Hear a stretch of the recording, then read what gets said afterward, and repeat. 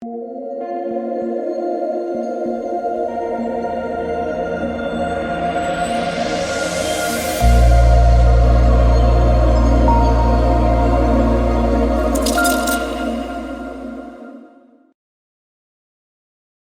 New Year's Eve, guys. We've got an 8-game slate to talk about here on Saturday. If this is your first time watching, my name is DK, and I do make content for Draftkings, NBA, and NFL, and for Prize Picks. Prize Picks, they are the sponsor of the video. You can use the code DKDFS. That'll give you a 100% match up to $100. So basically free $100 to play with on the site. And yeah, they have basically every single sport you can offer. You play 2, 3, 4, 5, up to 6 player props and up to 25x your money. So if you guys want to give it a try, make sure to use that code. If you're looking for more in-depth content, you can check my Patreon link down below. Also, didn't have an NFL video breaking down the main slate, but was on the Stochastic on the Contrary show yesterday. So make sure to check that one out, guys. Talk some contrarian plays I liked for the NFL slate tomorrow. All right, so let's recap last night. So last night, the main slate, let's go over my main slate lineup really quick. I came this close, once again, taking on the Showdown and the late slate. Almost took down both. And so yeah, it was actually a slightly profitable night overall, thanks to the late and Showdown slate. The main slate, well, the massive, I just had everyone get in foul trouble. And Paolo Banchero, he is not the rookie of the year, all right? Give it to Tari Eason. Not because I bet on Tari Eason. No, that's not why at all. Just I think Tari Eason should win. No, but Paolo Banchero, come on, man. Come on. You can't do that. You can't shoot like 5% from the field. You can't. Terrence Ross, massive foul trouble. 0 of 17 to start in the first half. Bull, massive foul trouble. Naz Reid gets in foul trouble to bail out the faders. Just everyone got in foul trouble. Literally everyone. I went to contrarian Jordan Poole, and he smashed, but it just didn't matter because Paolo Banchero was a bust. And I think there's about a quarter of the field in this tournament had the exact same lineup. And it cashed, but like, you shouldn't be playing that lineup in tournaments, right? You don't want to be duped that much. So you guys know what lineup I'm talking about, the Porzingis lineup. It was basically what I thought was the optimal lineup, and literally a quarter of this field played it. But yeah, so that's a recap of the main slate. So this was the late slate. Went with Dame Lillard, Josh Hart. I played both the bigs there from Portland and Watford Eubanks. Then I want Sabonis, Ty Jerome as contrarian value, and Kevin Huerter as contrarian mid-range play. And was really, really close on the late slate. And the Showdown slate, I was like 1 point away, man. I don't know if it was like a month ago, maybe a little over a month ago on the Showdown. I missed taking down by 0.25. And the swing was like over $10,000.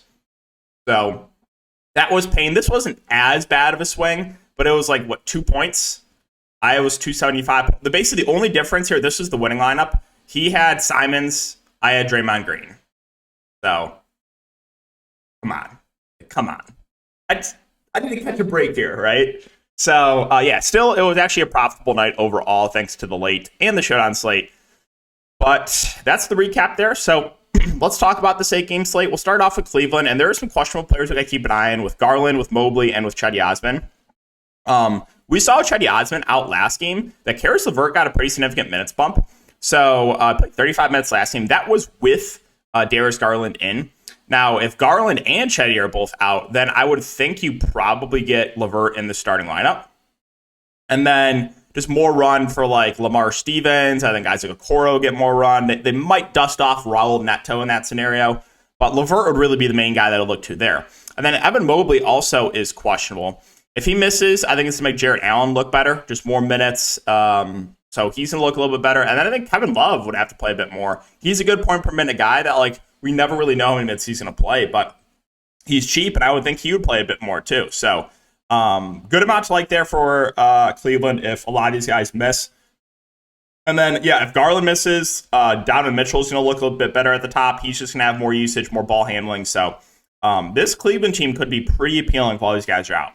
Now, if they're all in, it's kind of like just like the same scenario we've been seeing with Cleveland. I think Mitchell's fine. I think the two front court guys and Allen and Mobley would be solid. You could still get to guys like Love and LeVert, but they wouldn't be priorities. So, yeah, that's Cleveland. Moving on to Chicago. Chicago pretty easy to talk about. No one on the injury report. DeRozan, Levine, Vooch, like the ceiling and all of them. It's a tough matchup, so they're all more contrarian plays for me. Patrick Williams, been playing pretty significant minutes, but the price point's up to a point where it doesn't really stand out. Drummond's been consistently getting the backup 5 run. He's a good point per minute guy. Worth a dart throw at 3.4K. He's gone for 23, 30, and 24 fantasy points in the last 3 games. Russo's back, so it's him, Ayo, Kobe White, Dragic, all splitting that point guard duty. Probably not going to get to those guys in this slate. Brooklyn and Charlotte. The big news here is Ben Simmons is questionable. If Ben Simmons is out, you're going to get more ball. You're going to get more ball handling for Kyrie and Durant, and then Nick Claxton, I would think, would play more at the 5 or just get more minutes. So Claxton would probably be my favorite play here if there's no Ben Simmons, and then I think Kyrie at 8.6 would be too cheap. He's been playing well. Again, he'll have to do more ball handling if there's no Ben Simmons. So I think Kyrie, Claxton would be my 2 favorite plays, but obviously you can't go wrong with Kevin Durant in a great matchup. I mean, Charlotte plays no defense, so this Brooklyn team looks pretty appealing. There's no Ben Simmons. DJ Warren been playing a bit more, 27, 26 minutes over the last couple of games. I think he's an intriguing play. He was awful last game, but the minutes have been there. Royce O'Neal still playing big minutes. I think he's a pretty safe play at only 4.3. It kind of sucks he's only got shooting guard eligibility, but that's it. I mean, you'll see some Watanabe, maybe. I mean, he could be playable, I guess, if Ben Simmons is out. I would think he would get a minutes bump, but he's not really been super productive when he's on the court. All right, moving on to Charlotte. So LaMelo Ball, also frustrating. I pivoted off of him to Siakam when we got the Fred VanVleet news rolled out a couple slates ago. And of course, LaMelo goes off. But when I play LaMelo, 7 of 25 shooting and a bust. Yeah, LaMelo, I like his ceiling there at 10K. Rozier, without Kelly Oubre, should play mid-30s minutes. He's been not shooting the ball well recently, so more of a tournament-only play. Hayward's fine in the mid-range. I do like both front-court players here with Plumlee and Washington. Washington probably sees 30-plus minutes. Plumlee probably around 30. You did see Mark Williams play the backup 5 over Nick Richards, if Nick Richards healthy. He's only 3.5K. If he's going to continue to play the backup 5 minutes, which I think he will, he played extremely well last game, went for 17 and 13, a double-double. So I think Mark Williams kind of in that Andre Drummond category of viable punt play, good point per minute, but probably not going to see a ton of minutes. New York and Houston, so still no RJ Barrett. Brunson is questionable. If Brunson's out, I mean, you're just going to get massive minutes for this team. So either way, I like Randall, but I think he's going to look a little bit better if Brunson's out. Quentin Grimes, I mean, he shot 1 of 10 when I played him, man. But when I fade, 48. When I play, 1 of 10 shooting.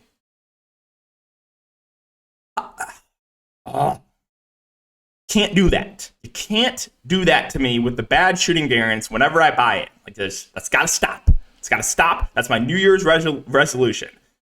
Stop it with the bad shooting variance whenever I play players, all right? That's going to stop. But yeah, Manuel quickly, he would be a priority for me if Brunson's out. He's still going to look good if Brunson's in, but he would look amazing if Brunson's out. And then, yeah, Grimes is going to play a ton. Hopefully he doesn't shoot 5% from the field. Mitchell Robinson, we know if he stays out of foul trouble, does have a ceiling. He's up and down, though, so, he busted for people last game, but he can do that. McBride also will see a ton of minutes if there's no Brunson. Only saw 31. I thought he would have played more. He played 41 in regulation the 2 games ago, so he's playable, but again, a low-usage guy that needs the minutes to be there. Hartenstein, he's going to play the backup 5. If you think that Robinson gets in foul trouble, you can take a shot on him. And you did see some rotation minutes for Fournier and Rose last game without Brunson, but probably not enough for me to get to them. Moving on to Houston.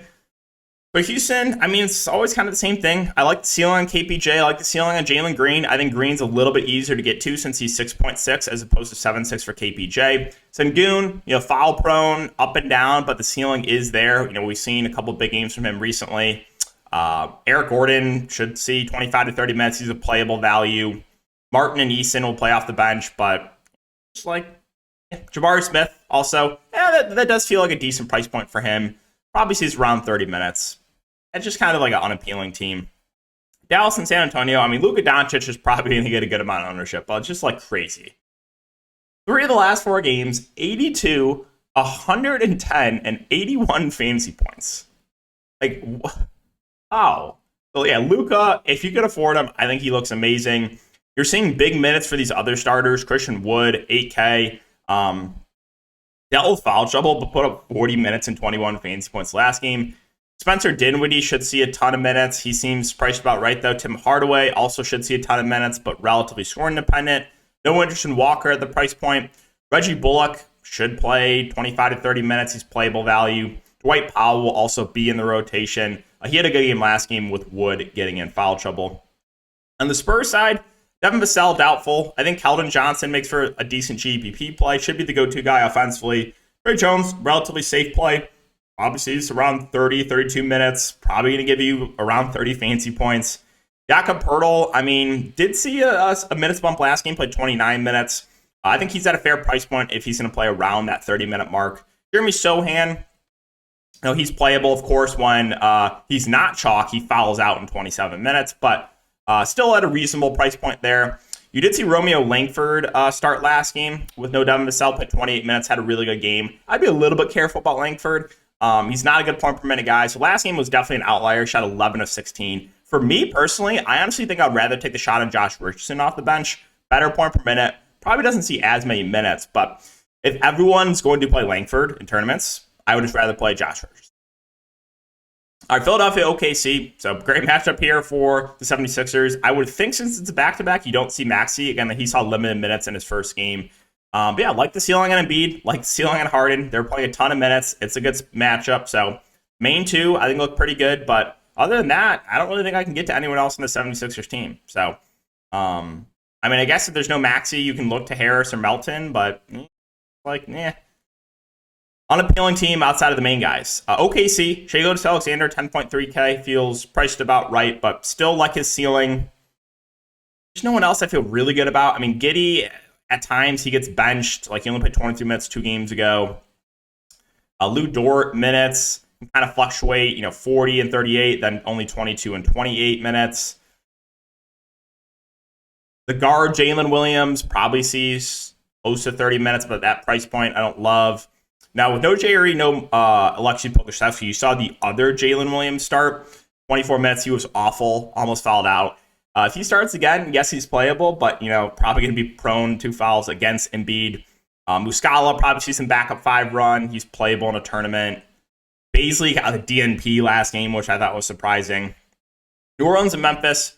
Don't expect Ingram to play. We'll see about Larry Nance. Zion Williamson, like his upside in tournaments. He's been playing well of late. CJ McCollum also had a really good game last game, but I think that is probably chasing if you go there at 9K with Zion back. So no real interest in CJ. Jonas Valanciunas, or a little revenge game narrative, probably sees 25 to 30 minutes, playable in tournaments. Murphy's fine.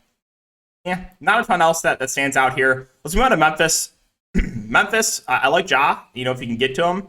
He's been playing a bit more of late in competitive games. I expect 35 plus minutes from Ja Morant, but the rest of the team is like, Bane, Jaren Jackson, Brooks, all playable in tournaments. I think my next favorite play probably would be Steven Adams, who should see in a competitive game 25 to 30 minutes. Relatively high floor. So I think it's Ja and then Adams for me. Last couple games, we got Detroit, Minnesota.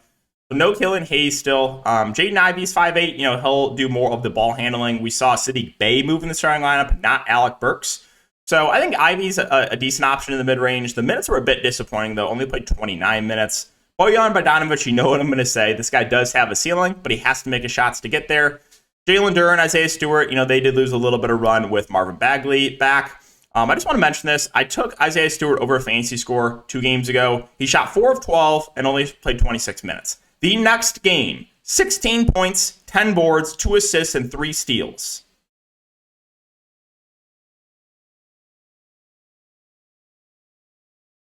No one runs. No one. Sadiq Bey, so he started last game. If he starts again, I think he's a pretty good value at 4K. Alec Burks was extremely popular last game. He had a good game. Only played 22 minutes, though. You would have thought he would have played more. So, be interesting to see what the ownership comes in those two. Like, if everyone flocks to Burks again, I might prefer Sadiq Bey if he gets the start. Moving on to Minnesota. So, Gobert is questionable. He missed the game yesterday. I think it's close to 50-50. It's an illness. Whether or not he plays. Like the ceiling on Ant, like the ceiling on D'Lo. Again, they're playing like 35 to 40 minutes a game. So, if the Pistons can keep the game competitive, these two do have upside. You saw Kyle Anderson back, so can't really get to him or McDaniels. Naz Reid was like such a clear play last night. Got massive foul trouble, lost a good amount of minutes to bail out the faders. Still had a good game, too. I think if there's no Gobert, he is an absolute smash. Jalen Noel at 4-2, like his ceiling, still should see, mid-20s minutes off the bench. And then you saw kind of a combination of Nathan Knight and Luka Garza play the backup 5 run. Garza playing more, but Knight did get in foul trouble, so don't really know if I feel confident in targeting one of these backups if Gobert is out. I'll probably just stay away and play Nas.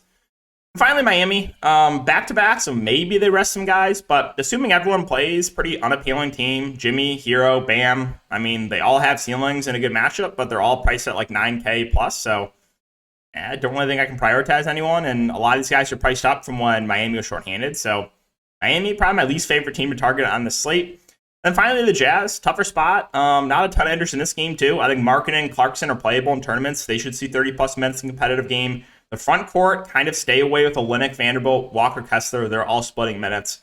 I guess my favorite play in Utah, assuming he plays against the back-to-back, so I guess he could rest. But Mike Conley, assuming he plays, should see around 30 minutes. I think he's a fair play at 4.9. So yeah, guys, that's going to wrap up the video. Again, if you're looking for NFL content, check out the On the Contrary show on Stochastic. That was uploaded yesterday.